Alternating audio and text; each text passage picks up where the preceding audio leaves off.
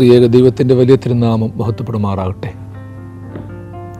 അനുഗ്രഹിക്കപ്പെട്ട വാത്സല്യ സഹോദരങ്ങളെ, സങ്കീർത്തന മാതിരിയുടെ ഒരു പുതിയ എപ്പിസോഡിലേക്ക് ഏവരെയും ഹൃദ്യമായി സ്വാഗതം ചെയ്യുന്നു. സങ്കീർത്തനങ്ങളെക്കുറിച്ച് പഠിക്കുവാനും ധ്യാനിക്കുവാനും ലഭിക്കുന്ന ഓരോ അവസരവും മൂല്യമേറിയതാണ്. സങ്കീർത്തനത്തിലെ സാക്ഷ്യങ്ങളും സത്തകളും സംവേദന മാർഗങ്ങളുമൊക്കെ ശ്രദ്ധേയമാണ്. ഓരോ സങ്കീർത്തനവും ഓരോ പ്രാർത്ഥനയാണ്. അതിൽ ലോകചിന്തകളും തിരിച്ചറിവുകളും അനുഭവങ്ങളുമൊക്കെയുണ്ട്. ആ അനുഭവങ്ങളുടെ അനുദിന സാക്ഷ്യത്തിനും സ്ഥിരതയ്ക്കുമായി സങ്കീർത്തനങ്ങൾ പഠിക്കുകയും വായിക്കുകയും ചെയ്യുന്നത് അനുഗ്രഹമാണ്. കഴിഞ്ഞ 10 എപ്പിസോഡുകളിലായി 22-ാം സങ്കീർത്തനം നമ്മൾ പഠിച്ചുകൊണ്ടിരിക്കുകയാണ്. 1 മുതൽ 17 വരെയുള്ള വാക്യങ്ങൾ കഴിഞ്ഞ 10 എപ്പിസോഡുകളിലായി നമ്മൾ ധ്യാനത്തിന് വിധേയമാക്കി.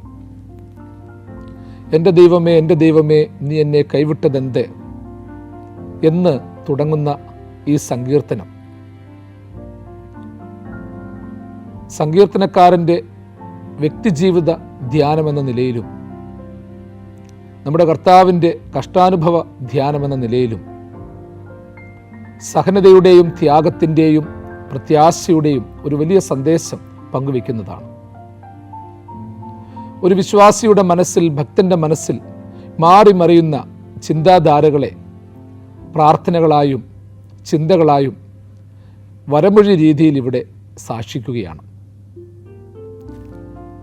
17 മുതലുള്ള വാക്യങ്ങൾ ഞാനൊന്ന് വായിക്കുകയാണ്. എൻ്റെ അസ്ഥികളൊക്കെയും എനിക്കെണ്ണാം, അവർ എന്നെ ഉറ്റുനോക്കുന്നു. എൻ്റെ വസ്ത്രം അവർ പകുത്തെടുക്കുന്നു, എൻ്റെ അങ്കിക്കായി അവർ ചീട്ടിടുന്നു. നീയോ യഹോവേ അകന്നിരിക്കരുതേ, എൻ്റെ തുണയായവനെ എന്നെ സഹായിക്കുവാൻ വേഗം വരയണമേ. വാളിൽ നിന്ന് എൻ്റെ പ്രാണനെയും നായ്ക്കളുടെ ശക്തിയിൽ നിന്ന് എൻ്റെ ജീവനെയും വിടുവിക്കണമേ. സിംഹത്തിൻ്റെ വായിൽ നിന്ന് എന്നെ രക്ഷിക്കണമേ. കാട്ടുപോത്തുകളുടെ കൊമ്പുകൾക്കിടയിൽ നീ എനിക്ക് ഉത്തരമരുളുന്നു. ഒരു തവണയും കൂടി ഞാൻ ഈ വേദവാക്യം ഒന്ന് വായിക്കുകയാണ്. എൻ്റെ വസ്ത്രം അവർ പകുത്തെടുക്കുന്നു, എൻ്റെ അങ്കിക്കായി അവർ ചീട്ടിടുന്നു. നീയോ യഹോവേ അകന്നിരിക്കരുതേ, എൻ്റെ തുണയായവനെ എന്നെ സഹായിക്കുവാൻ വേഗം വരയണമേ. വാളിൽ നിന്ന് എൻ്റെ പ്രാണനെയും നായ്ക്കളുടെ ശക്തിയിൽ നിന്ന് എൻ്റെ ജീവനെയും വിടുവിക്കണമേ. സിംഹത്തിൻ്റെ വായിൽ നിന്ന് എന്നെ രക്ഷിക്കണമേ. കാട്ടുപോത്തുകളുടെ കൊമ്പുകൾക്കിടയിൽ നീ എനിക്ക് ഉത്തരമരുളുന്നു. നമ്മുടെ കർത്താവിൻ്റെ കഷ്ടാനുഭവ ധ്യാനമായി പിതാക്കന്മാർ കാണുന്ന ഈ വാക്യങ്ങൾ സങ്കീർത്തനക്കാരൻ്റെ ജീവിതത്തിലെയും ചില ദിവ്യ അനുഭവങ്ങളെ, പ്രതിസന്ധിയുടെ അനുഭവങ്ങളെ പങ്കുവെക്കുകയാണ്. 17ഉം 18ഉം വാക്യങ്ങൾ ഹൃദയംഗമായി പുതിയ നിയമത്തിൽ പൂർത്തീകരണമായി രേഖപ്പെടുത്തിയിട്ടുണ്ട്. വിശുദ്ധ ലൂക്കോസ് എഴുതിയ സുവിശേഷം 24-ാം അധ്യായം 39-ാം വാക്യത്തിൽ എൻ്റെ കൈകളും കാലുകളും നോക്കി അറിയുവീൻ എന്നുള്ള വാക്യത്തിലും അവർ ചീട്ടിട്ട് അവൻ്റെ വസ്ത്രം പകുത്തെടുത്തു എന്ന വിശുദ്ധ മത്തായി 27-ാം അധ്യായം 35-ാം വാക്യത്തിലും ഒരു പൂർണ്ണതയുടെ നിറവിൻ്റെ സാക്ഷ്യം പങ്കുവയ്ക്കുന്നുണ്ട്. അവർ എൻ്റെ കൈകളും കാലുകളും തുളച്ചു എന്ന വാക്യവും എൻ്റെ വസ്ത്രം അവർ പകുത്തെടുക്കുന്നു, എൻ്റെ അങ്കിക്കായി ചീട്ടിടുന്നു എന്ന വാക്യവും സഹസ്രാബ്ദങ്ങൾക്ക് മുൻപ് സാക്ഷിച്ച ചില സാക്ഷ്യത്തിൻ്റെ അനുഭവങ്ങളാണ്. കഴിഞ്ഞ എപ്പിസോഡുകളിൽ പറഞ്ഞപ്പോൾ ഞാൻ ഒരു കാര്യം നിങ്ങളെ ഓർപ്പിച്ചിരുന്നു. ഭക്തനായൊരു മനുഷ്യൻ അവൻ്റെ ജീവിതത്തിലെ ചില പ്രതിസന്ധിയിൽ അവൻ്റെ രക്ഷകനോട് സാക്ഷിക്കുന്ന ഓരോ വാക്കുകൾക്കും വിലയുണ്ട്. അത് വെറുതെ വാക്കുകളല്ല, അത് പ്രവചന പൂർത്തിയായി പ്രവചനമായി മാറ്റപ്പെടുകയാണ്. ആയതുപോലെ നമ്മുടെ ജീവിതത്തിലും നമ്മൾ പറയുന്ന വാക്കുകളും ചിന്തിക്കുന്ന ചിന്തകളുമൊക്കെ നാളത്തെ ചിന്താധാരകളായി രൂപപ്പെടണം. സാഹിത്യകാരന്മാരും മറ്റും ജീവിതത്തിലെ ചില പ്രത്യേക സാഹചര്യങ്ങളിൽ കോറിയിട്ട നൊമ്പരങ്ങളുടെ അനുഭവത്തിൽ കോറിയിട്ട വേദനയുടെ അനുഭവത്തിൽ പാടിയതായ രചനകൾ, പാട്ടുകൾ, എഴുത്തുകളൊക്കെ പിൽക്കാലത്ത് വലിയ മഹത് വചനങ്ങളായി മാറിയിട്ടുണ്ട്. ഇവിടെയും സങ്കീർത്തനക്കാരൻ്റെ വാക്കുകൾ ധ്യാനാത്മകമായി മാറ്റപ്പെടുകയാണ്. എൻ്റെ വസ്ത്രം അവർ പകുത്തെടുക്കുന്നു, എൻ്റെ അങ്കിക്കായി അവർ ചീട്ടിടുന്നു. നമ്മുടെ കർത്താവ് ക്രൂശന്മേൽ കിടന്നപ്പോഴും സംഭവിച്ചത് അതുതന്നെയാണ്. അതിനൊരു ചരിത്ര പശ്ചാത്തലം കൂടിയുണ്ട്, ഒരു വേദശാസ്ത്ര പശ്ചാത്തലമുണ്ട്. കർത്താവ് തൻ്റെ പെസഹാ സ്ഥാപനത്തിന് ശേഷമാണ് പാപികളുടെ കയ്യിൽ ഏൽപ്പിച്ചു കൊടുക്കുന്നത്. വിരിച്ചൊരുക്കിയ വൻമാളികയിൽ ശ്രേഷ്ഠമായ സ്ഥാനത്തിരുന്ന് അനുഗ്രഹിക്കപ്പെട്ട അങ്കി ധരിച്ച നമ്മുടെ കർത്താവ് കുർബാന സ്ഥാപിക്കുന്നു. അത് കഴിഞ്ഞിട്ട് വെളിയിലേക്ക് വരുമ്പോഴാണ് യൂദ നമ്മുടെ കർത്താവിൻ്റെ അടുത്തേക്ക് കടന്നു ചെല്ലുന്നതും അവനെ ചുംബനം കൊണ്ട് ഒറ്റിക്കൊടുക്കുന്നതും. ചുംബനം കൊണ്ട് ഒറ്റിക്കൊടുത്തതിന് ശേഷം പടയാളികൾ നമ്മുടെ കർത്താവിനെ പിടിച്ചുകൊണ്ട് പോകുമ്പോൾ അവരാദ്യം ചെയ്യുന്നത് അവൻ്റെ മനോഹരമായ അങ്കി ഊരിയെടുക്കുകയാണ്. അന്നത്തെ റോമൻ ജൂയിഷ് നിയമപ്രകാരം രാജ്യദ്രോഹി എന്ന് മുദ്രകുത്തപ്പെടുന്ന ഒരു വ്യക്തിയുടെ വസ്ത്രമാകട്ടെ, അവൻ്റെ എല്ലാ സാധനങ്ങളും പരസ്യമായി കത്തിച്ചു കളയുന്ന ഒരു പാരമ്പര്യമാണ് ഉണ്ടായിരുന്നത്, രീതിയാണ് ഉണ്ടായിരുന്നത്. കാരണം ഒന്നുപോലും ശേഷിപ്പിക്കില്ല, എല്ലാം നശിപ്പിച്ചു കളയും. രാജ്യദ്രോഹി എന്ന് മുദ്രയിടപ്പെട്ടവൻ്റെ എല്ലാം നശിപ്പിക്കും. ഒരു രീതിയിൽ പറഞ്ഞാൽ നമ്മുടെ കർത്താവിനെയും രാജ്യദ്രോഹിയായി അവർ മുദ്രയിട്ടതാണ്. അവൻ്റെ എല്ലാം നശിപ്പിക്കേണ്ടതാണ്. എന്നാൽ കർത്താവിൻ്റെ വിയർപ്പ് പുരണ്ട ആ അങ്കി പടയാളികൾ ഊരിയെടുത്ത് ആർക്ക് കിട്ടുമെന്നറിയാൻ ചീട്ടിടുന്ന ഒരു പാരമ്പര്യമുണ്ട്, ഒരു രീതിയാണ് നമ്മളിവിടെ കാണുന്നത്. അപ്പോൾ ചീട്ടിട്ട് കഴിഞ്ഞപ്പോൾ അത് ആർക്ക് കിട്ടുമെന്നറിയാൻ ചീട്ടിടുക എന്ന് വെച്ചാൽ അതിൻ്റെ അർത്ഥം അതിൽ ആകർഷണീയമായ എന്തൊക്കെയോ ഉണ്ട്.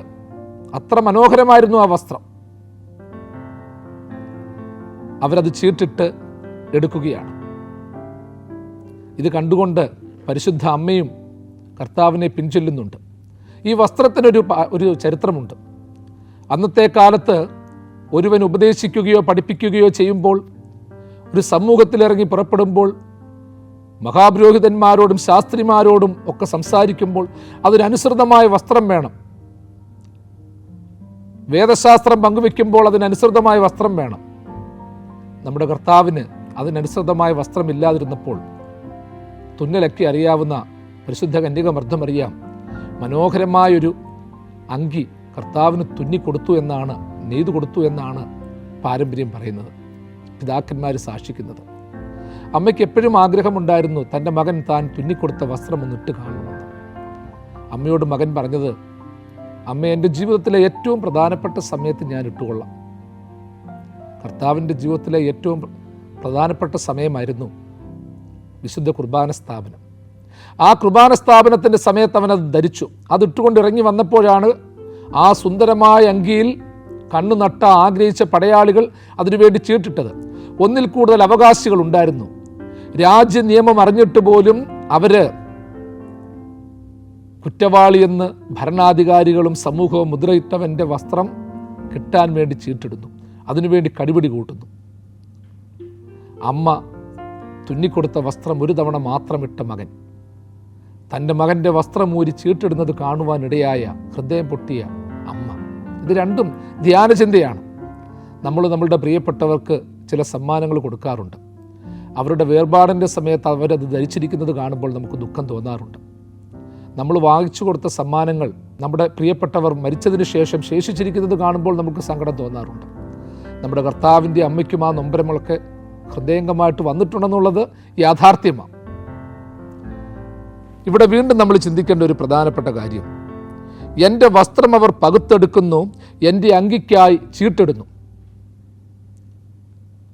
സഹസ്രാബ്ദങ്ങൾക്ക് മുൻപ് ദാവീദ് രാജാവ് അപ്രകാരം പാടണമെന്നുണ്ടെങ്കിൽ അവൻ്റെ ജീവിതാനുഭവം അതിനൊരു കാരണമാണ്. വസ്ത്രം പകുത്തെടുക്കുന്നു, അങ്കിക്കായി ചീട്ടിടുന്നു. വസ്ത്രമെന്ന് പറയുന്നത് ഒരു വലിയ മറവാണ്, ഒരലങ്കാരമാണ്. വസ്ത്രം പല രീതിയിൽ കാണും. ഒരുവൻ്റെ വസ്ത്രധാരണം എന്ന് പറയുന്നത് അവൻ്റെ സ്വാതന്ത്ര്യമാണ്. ആധുനിക കാലത്തെ വസ്ത്രധാരണങ്ങൾ പലപ്പോഴും വിമർശിക്കപ്പെടാറുണ്ട്. സിനിമാ താരങ്ങളും നമ്മുടെ യുവാക്കളുമൊക്കെ ധരിക്കുന്ന വസ്ത്രത്തെപ്പറ്റി പല രീതിയിൽ വിമർശനങ്ങൾ പലരും പറയാറുണ്ട്. ഓരോ വസ്ത്രം ധരിക്കുന്നതിനും അതിൻ്റെ ഒരു കോഡുണ്ട്, കോഡ് ഓഫ് കോണ്ടക്റ്റ് ഉണ്ട്. ദേവാലയത്തിൽ വരുമ്പോൾ ധരിക്കാവുന്നത്, വിദ്യാഭ്യാസ സ്ഥാപനത്തിൽ പോകുമ്പോൾ ധരിക്കാവുന്നത്, ജോലിസ്ഥലത്ത് ധരിക്കാവുന്നത്, അല്ലാതെ പൊതുവേദികളിൽ അവരവരുടെ പിയർ ഗ്രൂപ്പ്സിൻ്റെ ഇടയിൽ ധരിക്കാവുന്നത്, അതിനൊക്കെ ഓരോരോ വ്യത്യാസങ്ങളുണ്ട്. പിയർ ഗ്രൂപ്പ്സിൻ്റെ ഇടയിൽ ധരിക്കാവുന്ന വസ്ത്രമിട്ടുകൊണ്ട് പള്ളിയിൽ വരുമ്പോഴും വിദ്യാഭ്യാസ സ്ഥാപനങ്ങളിൽ ചെല്ലുമ്പോഴും ജോലിസ്ഥലത്ത് ചെല്ലുമ്പോഴുമൊക്കെ ചില ബുദ്ധിമുട്ടുകൾ വരും. പലരും ചോദ്യം ചെയ്തെന്ന് വരും. നമ്മൾ പറയാറുണ്ട് ഓഡ് വൺ ഔട്ട് എന്ന് പറയാറുണ്ട്, കൂട്ടത്തിൽ ചേരാത്തത്. ചിലപ്പോൾ ചില ഹെയർ കട്ടുകൾ, വസ്ത്രങ്ങൾ, ഇതൊക്കെ അതിൻ്റെ ഒരു പ്രശ്നങ്ങളാണ്. ആർക്കും എന്തും ധരിക്കാമെന്നുണ്ടെങ്കിലും അവനവൻ്റെ ബുദ്ധിയും അവനവൻ്റെ ശക്തിയും അവനവൻ്റെ ജ്ഞാനവുമൊക്കെ അവനവനെ ചില കാര്യങ്ങളിലേക്ക് നിയന്ത്രണമുള്ളവരാക്കി മാറ്റണം. വസ്ത്രമെന്ന് പറയുന്നത് വെറും അലങ്കാരത്തിന് വേണ്ടി മാത്രമല്ല, ചില കാര്യങ്ങളൊക്കെ മറയ്ക്കാൻ വേണ്ടി കൂടി. ഏദൻ തോട്ടത്തിൽ ആദാമിനും ഹവ്വായ്ക്കും നഗ്നത തോന്നിയപ്പോൾ, ലജ്ജ തോന്നിയപ്പോൾ അവർ ആദ്യം ധരിച്ചത് അത്തിയിലയും കൊണ്ടുള്ള വസ്ത്രമാണ്. അവർക്കത് മതിയായിരുന്നു. കാലം കഴിഞ്ഞപ്പോൾ അത്തിയില മാറി മരത്തിൻ്റെ തൊലിയായി, മൃഗജാലങ്ങളുടെ തൊലിയായി, അങ്ങനെ പുതിയ മോസ്റ്റ് മോഡേൺ ഡ്രസ്സുകളായി, അങ്ങനെ പല വസ്ത്രങ്ങൾ വന്നുകൊണ്ടിരിക്കുകയാണ്. അപ്പോൾ ദാവീദ് രാജാവിൻ്റെ കാലഘട്ടത്തിൽ പ്രത്യേകിച്ച് യഹൂദന്മാരുടെ ഇടയിലെ യെരൂശലേമിലെ വസ്ത്രധാരണം ശ്രദ്ധേയമാണ്. ആ വസ്ത്രധാരണം എന്ന് വെച്ചാൽ ശരീരം മൊത്തം മൂടുന്ന രീതിയിലുള്ള ചില പ്രത്യേകമായ വസ്ത്രം, ആടയാഭരണങ്ങളൊക്കെ ഉണ്ട്. അലങ്കാരത്തിന് അന്നും പ്രത്യേകതകളുണ്ട്. ഇവിടെ പറയുന്നു, എൻ്റെ വസ്ത്രം അവർ പകുത്തെടുക്കുന്നു, അങ്കിക്കായി ചീട്ടിടുന്നു. വസ്ത്രം പകുത്തെടുക്കുക, ഊരിയെടുക്കുക എന്ന് പറയുന്നത് ഒരുവനെ നഗ്നനാക്കുന്നതിന് തുല്യമാണ്. ഒരുവൻ്റെ പ്രൈവസി നശിപ്പിക്കുന്നതിന് തുല്യമാണ്. വസ്ത്രം ഊരിയെടുക്കുക എന്ന് വെച്ചാൽ ഒരു മനുഷ്യൻ്റെ സത്തെ ചോദ്യം ചെയ്യുകയാണ്, സ്വാതന്ത്ര്യത്തെ ചോദ്യം ചെയ്യുകയാണ്, അവൻ്റെ നിലനിൽപ്പിനെ ചോദ്യം ചെയ്യുകയാണ്, അവൻ്റെ സുരക്ഷിതത്വത്തെ ചോദ്യം ചെയ്യുകയാണ്. എൻ്റെ വസ്ത്രം അവർ പകുത്തെടുക്കുന്നു, അങ്കിക്കായി ചീട്ടിടുന്നു എന്ന് മറ്റുള്ളവരല്ല പറയുന്നത്, സ്വയമായിട്ട് സാക്ഷിക്കുകയാണ്. എൻ്റെ എല്ലാം നഷ്ടപ്പെടുന്നു. സാധാരണയായി പറയും, നമ്മൾ പറയാറുണ്ട്, എൻ്റെ സ്വത്ത് പിടിച്ചെടുത്തു, എൻ്റെ അധികാരം കളഞ്ഞു, എന്നെ മാനസികമായിട്ട് തകർത്തു. പക്ഷേ വസ്ത്രം ഉരിഞ്ഞെടുക്കുക എന്ന് പറയുന്നത് അതിൻ്റെ അപ്പുറമായ ചില കാര്യങ്ങളാണ്. യഹൂദ റോമൻ പശ്ചാത്തലത്തിൽ സാധാരണയായി വസ്ത്രം ഉരിയുന്നത് കുറ്റവാളികളുടെയാണ്. കുറ്റവാളികൾക്ക് അന്നത്തെ സമൂഹം തുലോം കുറഞ്ഞ വസ്ത്രം മാത്രമേ നൽകിയിട്ടുണ്ടായിരുന്നുള്ളൂ. അവരെ സംബന്ധിച്ചിടത്തോളം അല്പവസ്ത്രം, നാമമാത്ര വസ്ത്രം നൽകി അവരെ കാരാഗൃഹത്തിൽ അടച്ചിരുന്നു. കൊല്ലുവാൻ കൊണ്ടുപോകുമ്പോൾ പേരിന് മാത്രം വസ്ത്രമേ അന്നത്തെ കാലത്ത് കൊടുക്കത്തുള്ളായിരുന്നു. യേശുതമ്പുരാനെ ക്രൂശിക്കുവാൻ കൊണ്ടുപോയപ്പോഴും ക്രൂശിന്മേൽ തറച്ചപ്പോഴും ധരിപ്പിച്ചിരുന്ന വസ്ത്രത്തെക്കുറിച്ച് നമ്മൾക്കറിയാം. നമ്മൾ ചിത്രത്തിലും ഭാവനകളിലുമൊക്കെ അത് കണ്ടിട്ടുണ്ട്. അല്പവസ്ത്രം മാത്രമേ ഉള്ളൂ, പേരിന് വേണ്ടിയുള്ളൊരു വസ്ത്രം. പ്രത്യേകിച്ച് ക്രൂശ് മരണം വിധിക്കപ്പെട്ടവനെ സംബന്ധിച്ചിടത്തോളം അതായത് നൂൽവസ്ത്രം മാത്രമേ ഉള്ളൂ, പേരിന് വേണ്ടിയുള്ള വസ്ത്രം മാത്രമേ ഉള്ളൂ. കാരണം അവനെ ശാരീരികമായും മാനസികമായും അവനെ നഗ്നനാക്കുകയാണ്, അവൻ്റെ മനോനിലയെ തകർക്കുകയാണ്. നമ്മളൊക്കെ ഒരു സമൂഹത്തിലേക്ക് ഇറങ്ങി പുറപ്പെടുമ്പോൾ ധരിക്കേണ്ട വസ്ത്രങ്ങൾ കൃത്യമായി ധരിക്കും. നമുക്ക് നൈറ്റ് ഡ്രസ്സുകളുണ്ട്, ആ സമയത്ത് അതിൻ്റെ ആവശ്യമേ ഉള്ളൂ. ഭവനത്തിലായിരിക്കുമ്പോൾ നമ്മൾ ധരിക്കുന്ന വസ്ത്രങ്ങളുണ്ട്, അതിന് നമ്മളുടെ വീട്ടുകാർ മാത്രമുള്ളപ്പോൾ വലിയ ഒഫീഷ്യാലിറ്റി ഒന്നും പലപ്പോഴും വരത്തില്ല. അതേസമയം അതിഥികൾ വരുമ്പോൾ നമ്മൾ അല്പം കൂടി വസ്ത്രം ധരിച്ചെന്നിരിക്കും. കാരണം നമ്മളുടെ പ്രൈവസി മെയിൻറ്റെയിൻ ചെയ്യുന്നതോടൊപ്പം കടന്നു വരുന്നവരെ നമ്മൾ ബഹുമാനിക്കുകയാണ്. ചില വസ്ത്രം ധരിച്ചുകൊണ്ട് നമ്മൾ ചിലരുടെ മുൻപിൽ പോകത്തില്ല. എൻ്റെ പ്രിയപ്പെട്ടവരെ, അങ്ങനൊരു പശ്ചാത്തലമുള്ളപ്പോൾ ദാവീദ് പറഞ്ഞ എൻ്റെ വസ്ത്രം അവർ പകുത്തെടുക്കുന്നു, എൻ്റെ അങ്കിക്കായി അവർ ചീട്ടിടുന്നു. വസ്ത്രം പകുത്തെടുത്ത് അങ്കിക്കായി ചീട്ടിടുക എന്ന് പറയുന്ന അനുഭവം ഇന്നത്തെ ആധുനിക ലോകത്തിലും വർദ്ധിച്ചുകൊണ്ടിരിക്കുകയാണ്. ഒരു മനുഷ്യനെ പല രീതിയിലും തകർക്കാൻ നോക്കിയിട്ടും അവൻ്റെ അവൻ്റെ വസ്ത്രം പോലും ഊരിയെടുത്ത് അവനെ നിന്ദിക്കണം, ദുഷിക്കണമെന്ന് ചിന്തിക്കുന്ന ഒരു പശ്ചാത്തലത്തിലാണ് നമ്മൾ ജീവിക്കുന്നത്. അവൻ സ്വതന്ത്രനാകാൻ പാടില്ല, അവൻ സന്തോഷത്തോടെ പോകാൻ പാടില്ല, തല ഉയർത്തി നടക്കാൻ പാടില്ല. നമ്മൾ ധരിക്കുന്ന വസ്ത്രത്തിൽ കറയോ മറ്റ് അഴുക്കുകളോ ഉണ്ടെങ്കിൽ നമ്മൾ മാക്സിമം മറച്ചു വെച്ചുകൊണ്ട് നടക്കും. യാത്രക്കിടയിലോ മറ്റോ നമ്മുടെ വസ്ത്രത്തിന് കീറ്റലുകളോ വല്ലതും വന്നിട്ടുണ്ടെങ്കിൽ നമ്മൾ ആ ഭാഗം മറ്റുള്ളവരുടെ ശ്രദ്ധയിൽപ്പെടാതിരിക്കുവാൻ തക്കവണ്ണം വളരെ പരിശ്രമിക്കും. ലൂസായ വസ്ത്രം ധരിക്കുകയാണെങ്കിൽ നടക്കുമ്പോഴും പോകുമ്പോഴും ഇരിക്കുമ്പോഴും ഒക്കെ നമുക്കതൊരു ബുദ്ധിമുട്ടാണ്. എന്നതുപോലെ ഇവിടെ സ്വയമേ ലൂസായ വസ്ത്രമല്ല, സ്വയമേ കീറിയ വസ്ത്രമല്ല, അതിനേക്കാളൊക്കെ ഉപരി ആരാലോ കീർത്തിയ, ആരാലോ ഉരിഞ്ഞെടുക്കപ്പെട്ട ഒരനുഭവം. ഇന്ന് നഗ്നരാക്കപ്പെട്ടവർ ഒരുപാട് പേരുണ്ട് പ്രിയമുള്ളവരെ. ദാവീദ് പറഞ്ഞത് എൻ്റെ വസ്ത്രം അവർ ഊരിയെടുത്തു അങ്കിക്കായി ചീട്ടിടുന്നു എന്നാണ് പറഞ്ഞിട്ടുള്ളത്. ഇന്ന് എത്ര പേരെ നമ്മൾ നഗ്നരാക്കുന്നുണ്ട്. ഒരു മനുഷ്യൻ്റെ രഹസ്യം നമ്മൾ വെളിവാക്കുമ്പോൾ അവനെ നഗ്നനാക്കുകയാണ്. വസ്ത്രമെന്ന് പറയുമ്പോൾ ഭൗതികമായ വസ്ത്രം മാത്രമല്ല, അതിനേക്കാളൊക്കെ ഉപരിയായി മറ്റു ചില തലം കൂടിയുണ്ട്. ഒരു മനുഷ്യൻ അവൻ മറച്ചു വയ്ക്കാൻ ആഗ്രഹിക്കുന്ന പലതുമുണ്ട്. അവൻ്റെ സമ്പാദ്യം, അവൻ്റെ ചിന്താധാരകൾ, അവൻ്റെ കുടുംബരഹസ്യങ്ങൾ, വ്യക്തിജീവിതത്തിലെ അപജയങ്ങൾ, ഇതൊക്കെ അവൻ മറച്ചു വയ്ക്കും. മറഞ്ഞിരിക്കുന്ന കാര്യങ്ങൾ വെളിപ്പെടുത്താൻ നമ്മൾ ആഗ്രഹിക്കുകയാണ്. അങ്കികൾ കീറുന്നതിനേക്കാൾ ഒരു മനുഷ്യൻ്റെ ജീവിതത്തെ കീറി നശിപ്പിക്കുവാൻ പലരും വെമ്പുന്നുണ്ട്. അത് പല രീതിയിലാകാം. പ്രസംഗത്തിലൂടെ ആൾക്കാരെ കുത്തിമുറിക്കുന്നവരുണ്ട്. ഞൊണയും കൊതിയും പറഞ്ഞ് ഒരു മനുഷ്യനെ വേദനിപ്പിക്കുന്നവരുണ്ട്. സാമൂഹ്യ മാധ്യമങ്ങളിലൂടെ വലിച്ചു കീറുന്നുണ്ട്. പത്രമാധ്യമങ്ങളിലൂടെ തെറ്റായ വാർത്തകൾ പ്രചരിപ്പിക്കുന്നുണ്ട്. കഥകൾ പടച്ചുവിടുന്നുണ്ട്. എൻ്റെ പ്രിയപ്പെട്ടവരെ, നമ്മൾ ആരുടെയും വസ്ത്രം ഊരിയെടുക്കാനൊന്നും പോകുന്നില്ലെങ്കിലും, കീറാൻ പോകുന്നില്ലെങ്കിലും, അങ്കിക്കായി ചീട്ടിടുന്നില്ലെങ്കിലും ഒരു കാര്യം ഓർത്തോണം. സന്തോഷത്തോടെ ജീവിക്കാൻ ആഗ്രഹിക്കുന്ന ഒരു മനുഷ്യൻ അവൻ മെയിൻറ്റെയിൻ ചെയ്യുന്ന എല്ലാവിധമായ രഹസ്യങ്ങളും അവനോടൊപ്പം ആയിരിക്കട്ടെ. പണ്ടുള്ളവർ പറയുന്നൊരു കാര്യമുണ്ട്, നിന്റെ രഹസ്യങ്ങൾ എന്നോടുകൂടി ശവക്കുഴിയിലേക്ക് പോകും എന്ന് വെച്ചാൽ അതൊരു വിശ്വസ്തതയുടെ പ്രതീകമായിട്ട് പറയുന്നതാ. അല്ലയോ പ്രിയപ്പെട്ടവനെ, പ്രിയപ്പെട്ടവളെ, ഞാൻ മൂലം നിനക്കൊരു ദോഷവും ഉണ്ടാകത്തില്ല, ഞാൻ നിനക്കെതിരായി ഒന്നും പറയത്തില്ല. എത്രയോ മനുഷ്യരുണ്ടെന്നറിയാമോ? നിരപരാധികളാണ്, മറ്റുള്ളവരുടെ ബലഹീനതകൾ ഏറ്റുവാങ്ങി നിശബ്ദരായിരിക്കുന്ന ഒരുപാട് പേരുണ്ട്. ആർക്കു വേണ്ടിയൊക്കെ സ്വയം നഗ്നരാകുന്നവരുണ്ട്. മറ്റുള്ളവർക്ക് വേണ്ടി കുറ്റങ്ങൾ ഏറ്റെടുക്കുന്നവരുണ്ട്.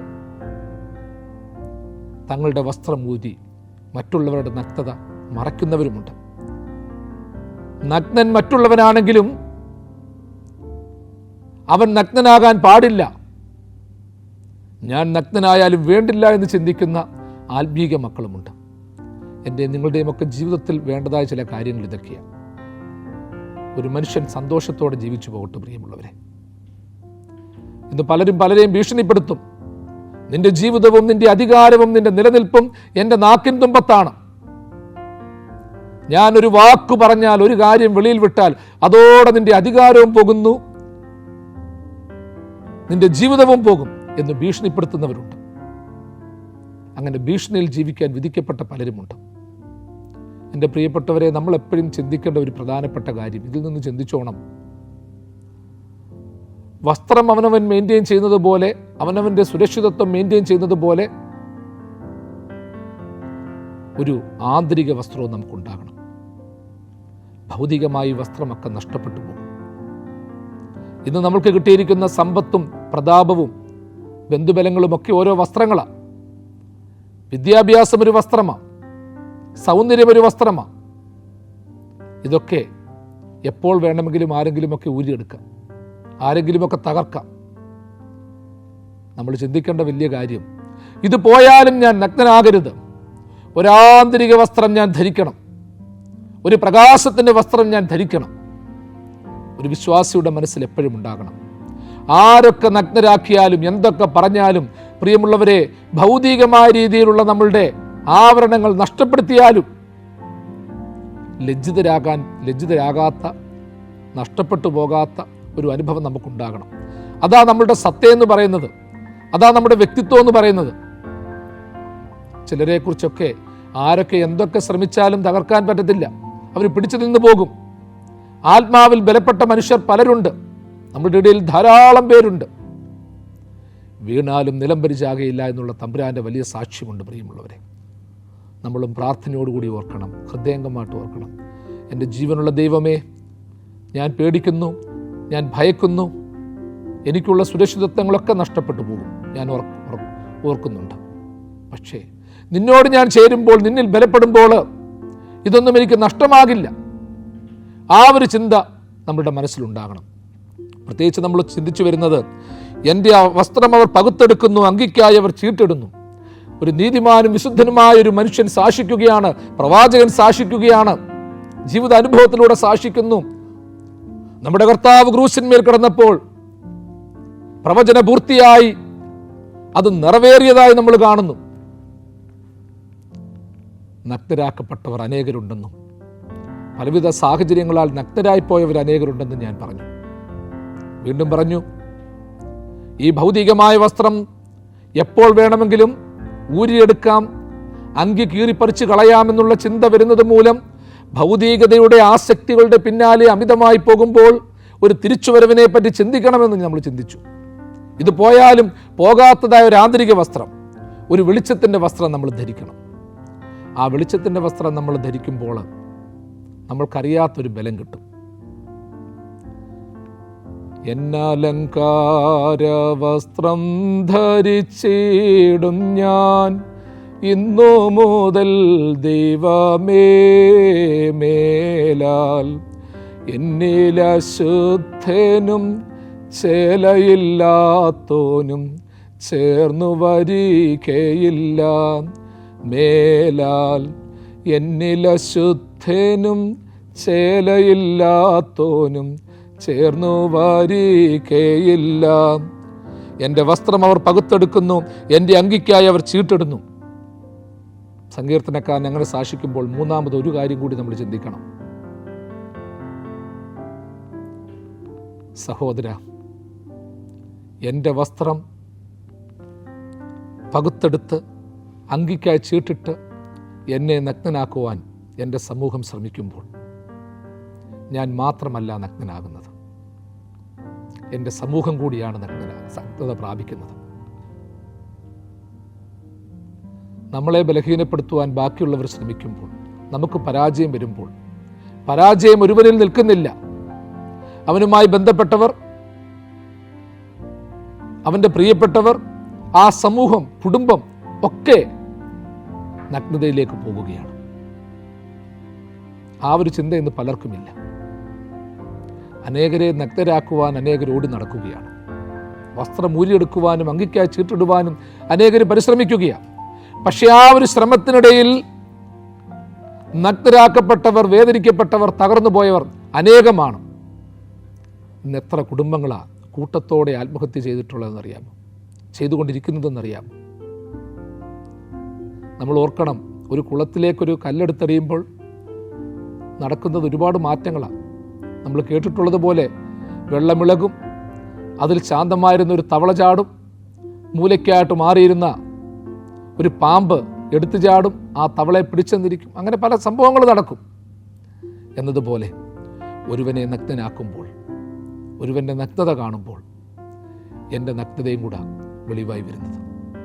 നമ്മളോടാണ് അപഹസിതരാകുന്നത്, നമ്മളുടെയും കൂടെ കുഴപ്പങ്ങൾ കൊണ്ടാണ് അവർക്ക് ബലഹീനത വന്നോ എന്ന് ചിന്തിക്കണം.